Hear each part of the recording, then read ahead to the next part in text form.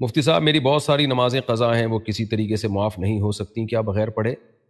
نہیں، دین اللہ حق و یقضا، اللہ کا دین جو ہے، اللہ کا قرضہ، وہ زیادہ اس بات کے لائق ہے کہ اس کو چکایا جائے۔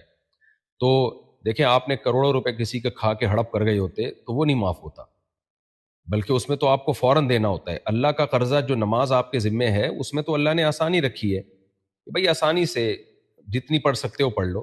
اس لیے علماء کہتے ہیں کم سے کم ایک دن میں ایک دن کی نمازیں قضا کر لے، یعنی 5 فرض نمازیں پڑھ لے، صرف فرائض، اس میں سنت موقدہ نہیں، اور وطر بھی پڑھ لے ساتھ میں، تو ہر نماز کے ساتھ ایک نماز پڑھ لے، اس میں کون سی پریشانی کی بات ہے؟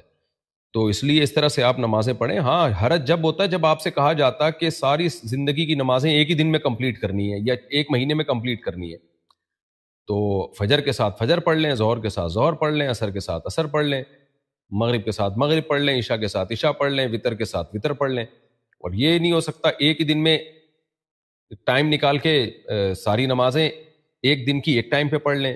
جس طرح سوٹیبل ہو اس طرح آپ پڑھ لیں، لیکن یہ معاف نہیں ہوتی۔